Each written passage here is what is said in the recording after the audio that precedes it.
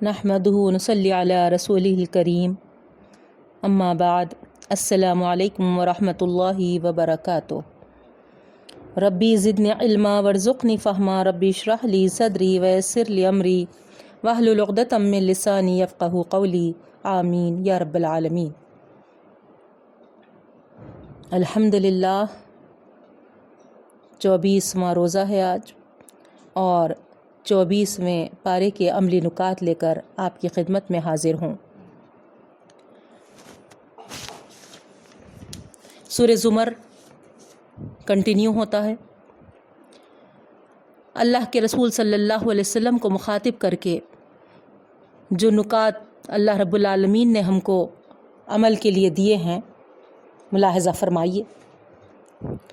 نبی کریم صلی اللہ علیہ وسلم کو مخاطب کر کے اللہ رب العالمین فرماتے ہیں، نبی کریم صلی اللہ علیہ وسلم میرے بندوں سے کہہ دو کہ اللہ کی رحمت سے مایوس نہ ہو جاؤ۔ جو کچھ بھی تم کر چکے ہو، اس کے بعد بھی اگر اپنے رب کی اطاعت کی طرف لوٹ آؤ گے تو اللہ غفور الرحیم ہے، وہ معاف فرما دے گا۔ پلٹ آؤ اپنے رب کی طرف قبل اس کے کہ تم پر کوئی عذاب آ جائے، پھر کہیں سے تمہیں مدد نہ مل سکے۔ اللہ کی بھیجی ہوئی کتاب کی پیروی کرو ورنہ پچھتانا پڑے گا۔ سورہ مومن شروع ہوتا ہے بہن۔ اللہ ہی کی پرستش کرو، اسی کی ہدایت کی اتباع کرو، اسی کے احکام و اوامر کی اطاعت کرو۔ قیامت کا وقت کچھ دور نہیں ہے، اس کو دور سمجھ کر بے خوف نہ رہو، ایک لمحہ ضائع کیے بغیر سنبھل جاؤ۔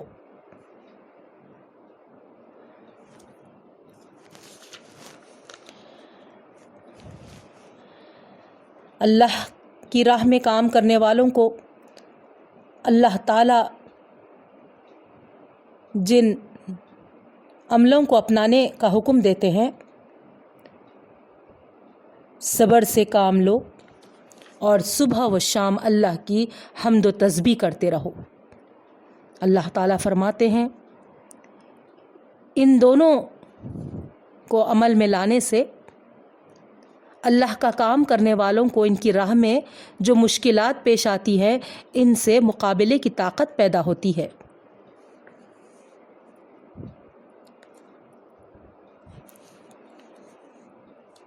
اپنے دین کو اسی کے لیے خاص کر کے اسی کو پکارو۔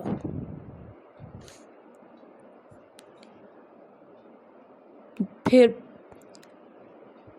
رسولوں کی تعلیم سے جو انکار کرتے ہیں، جو لوگ قرآن اور اللہ کے رسولوں کی لائی ہوئی تعلیمات کو نہیں مانتے اور اللہ کی آیات پر سنجیدگی سے غور نہیں کرتے، ان کو اس روز معلوم ہو جائے گا جب کہ طوق ان کی گردنوں میں ہوں گے اور وہ زنجیروں میں جکڑے ہوئے کھولتے ہوئے پانی کی طرف کھینچے جائیں گے، پھر دوزخ کی آگ میں جھونک دیے جائیں گے۔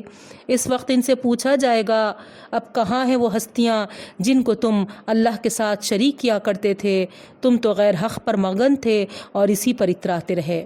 لہٰذا بہنوں، ہم کو قرآن اور اللہ کے رسولوں کی لائی ہوئی تعلیمات کو ماننا بھی ہے اور اس کی آیات پر سنجیدگی سے غور و فکر بھی کرنا ہے، تاکہ ہم اس دن اس ہولناک عذاب سے بچ سکیں۔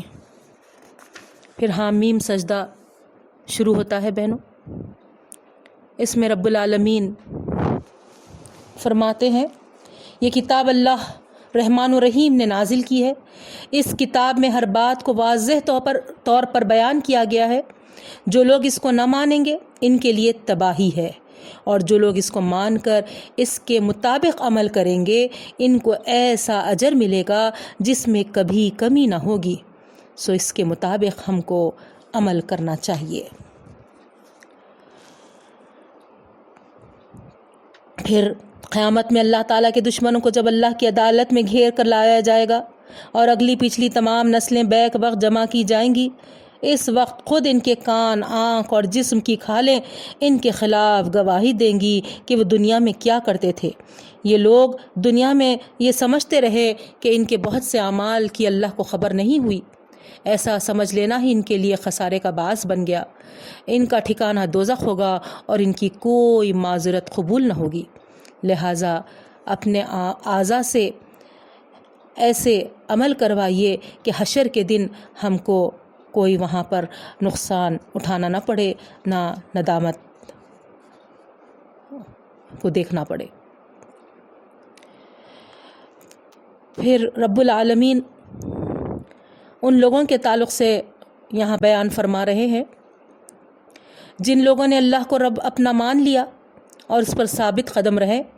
ان پر ہم فرشتے نازل کرتے ہیں جو ان سے کہتے ہیں کہ دنیا کی زندگی میں جو حالات تم پر گزرے ان کا غم نہ کرو، اور آخرت میں جو کچھ پیش آنے والا ہے اس کا خوف نہ کھاؤ، اس لیے کہ ہم تمہیں اس جنت کی بشارت دیتے ہیں جس کا تم سے وعدہ کیا گیا ہے۔ ہم دنیا کی زندگی میں بھی تمہارے ساتھ ہیں اور آخرت میں بھی غفور الرحیم کی جانب سے وہاں سامان ضیافت ہے۔ سبحان اللہ۔ تو ہم اللہ ہی کو اپنا رب مانیں اور اسی پر جم جائیں۔ مخالفین سے برتاؤ کا کیا طریقہ ہونا چاہیے؟ اللہ تعالیٰ نبی کریم صلی اللہ علیہ وسلم کو مخاطب کر کے ہم کو رہنمائی کرتے ہیں۔ بہنوں، اے نبی کریم صلی اللہ علیہ وسلم، جو تم سے برا سلوک کرے تم اس کے ساتھ موقع آنے پر احسان کیا کرو، وہ تمہاری دشمنی چھوڑ کر تمہارا جگری دوست بن جائے گا، اور اگر شیطان کی طرف سے کچھ اکساہٹ ہو تو اللہ کی پناہ مانگ لیا کرو۔